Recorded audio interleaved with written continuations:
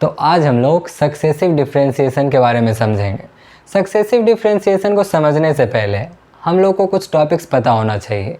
वो टॉपिक्स क्या क्या हैं वो अभी हम लोग वन बाय वन देखेंगे। वो समझने के बाद हम लोग वीडियो में आगे इंट्रोडक्शन सक्सेसिव डिफरेंशिएशन का, उसके बाद फिर उसके क्या रूल्स हैं, उसमें क्या फार्मूलाज हैं, उसके क्या बेसिक प्रॉपर्टीज़ हैं, वो सब हम लोग समझेंगे।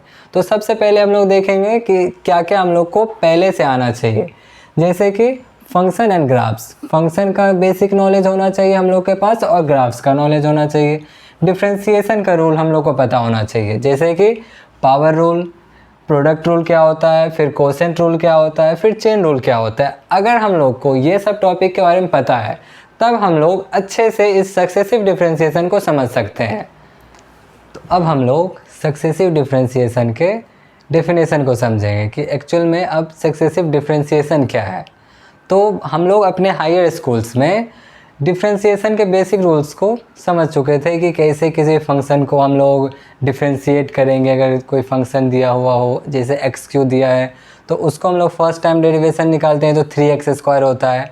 तो उसी तरह से जब हम लोग इस डेरिवेशन को आगे कंटिन्यू करेंगे, जैसे कि फर्स्ट से सेकंड डेरिवेशन, सेकंड से थर्ड, थर्ड से फोर्थ, इस तरीके से जब हम लोग कंटिन्यू करेंगे तो फिर वो सक्सेसिव डिफरेंशिएशन के अंदर आएगा।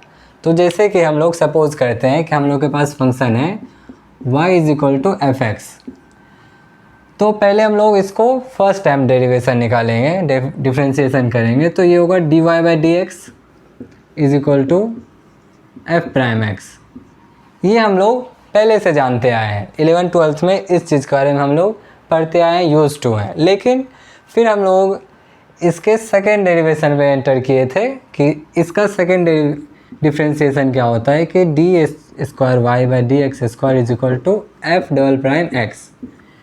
यहाँ तक हम लोग 12th क्लास तक समझ चुके थे कि किसी भी फंक्शन को वो अगर with respect to x derivative उसका एग्जिस्ट करता है, तब हम लोग उसके सेकेंड डेरिवेटिव तक निकाल के उसके कुछ एप्लीकेशंस को समझ चुके थे 12th क्लास तक। लेकिन अब हम लोग को समझना है कि इसके आगे क्या है। सक्सेसिव डिफरेंशिएशन में इसका कॉन्सेप्ट छिपा हुआ है। जब हम लोग किसी चीज़ का सक्सेसिव कहते हैं मतलब उसके आगे आने वाला पार्ट।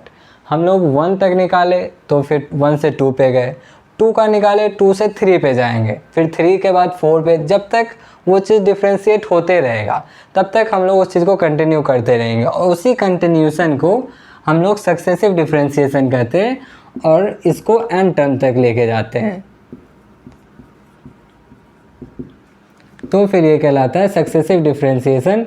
लेकिन ये एन टर्म तक जाने से पहले इसमें कुछ बेसिक प्रॉपर्टीज़ है जो कि हम लोग आगे समझेंगे कि क्या क्या रूल हैं जिसके कारण हम लोग किसी भी फंक्शन को एन टर्म तक डिफरेंशिएट कर सकते हैं। और फिर डिफरेंशिएट करने के बाद हम लोग उस एन टर्म का एक फार्मूला क्रिएट करते हैं कि अगर ये है तो इसका एक फार्मूला है जिसमें अगर हम लोग n में 1 पुट करें तो हम लोग को फर्स्ट डेरिवेशन का वैल्यू मिल सके, 2 पुट करें तो 2 का वैल्यू मिल सके, n के प्लेस पे कोई वैल्यू पुट करें तो उस वैल्यू का हम लोग को डिफरेंशिएशन मिल सके।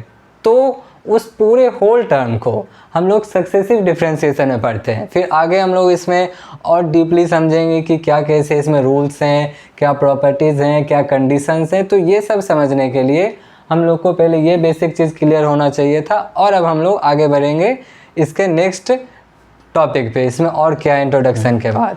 तो इंट्रोडक्शन समझने के बाद हम लोग सक्सेसिव डिफरेंशिएशन में यूज़ होने वाले कुछ नोटेशंस को भी समझेंगे कि क्या क्या नोटेशंस हम लोग के सक्सेसिव डिफरेंशिएशन में यूज़ हो रहे हैं। तो जैसे कि अगर हम लोग के पास फंक्शन है y=fx और ये जो है डिफरेंशिएबल है विथ रिस्पेक्ट टू x, तब हम लोग के पास क्या क्या नोटेशंस होंगे इस टर्म को लिखने के लिए। इस टर्म के लिए तो डायरेक्ट है कि हम लोग डायरेक्ट डिफरेंशिएट कर देते हैं, लेकिन इस टर्म को डिनोट करने के लिए हम लोग के पास कुछ टर्म्स हैं जो हम लोग यूज़ करते हैं। जैसे कि जो बहुत ज़्यादा यूज़ होता है कि dy/dx, सेकेंड में d²/dx², थर्ड में d³/dx³, फिर सो ऑन, जैसे जैसे चलते रहेगा फिर उसमें dn/dxn हो जाएगा। इस तरह से हुआ सबसे जो पॉपुलर टर्म है ये सक्सेसिव डिफरेंशिएशन में जो यूज़ होता है। फिर हम लोग का एक टर्म है डी के फॉर्म में लिखने का। ये जो डी बाई डी एक्स है, ये जो है इसको हम लोग डी के फॉर्म में लिखते हैं, डी और उसके ऊपर जो भी टर्म का डिफ्रेंशिएट हो रहा है उसका पावर। जैसे यहाँ 1 था फर्स्ट डेरिवेटिव, तो d1 बाई वाई, फिर d2 बाई वाई, फिर थर्ड के लिए d3 बाई वाई, फिर nth टर्म के लिए dn बाई वाई। ये हुआ